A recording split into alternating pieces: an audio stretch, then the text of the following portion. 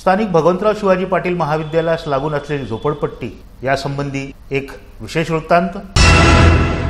पालिका प्रशासन व संबंधित शासकीय यंत्रणेच्या वेळकाळू धोरणामुळे परतवाडा शहरात ऐन मोक्याच्या ठिकाणी झोपडपट्ट्या मोठ्या प्रमाणात वाढत असून त्याला कोणताही निर्बंध नसल्याचे दिसून येते। परतवाडा शहरातील अंजनगाव चौकातून वाघामाता समोरच्या रस्त्यावर अशीच अवैध झोपडपट्टी गेल्या काही वर्षांपासून दिसून येत आहे। येथे निवास करणाऱ्या लोकांना वीज, पाणी अगदी शासनाचे नातेवाईक असल्यासारखे उपलब्ध करून दिले जाते। आता रस्त्याच्या पलीकडची बाजू पाहूया।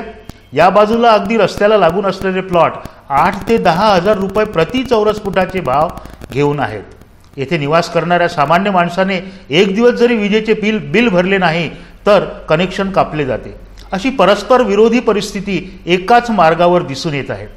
अचलपूर नगरपालिकेचे दुर्लक्ष व राजकारण्यांना केवळ गठ्ठा मतदानासाठी अशा बकाल वस्त्यांकडे कुणीही लक्ष देत नाही। City news bureau, Paratwada.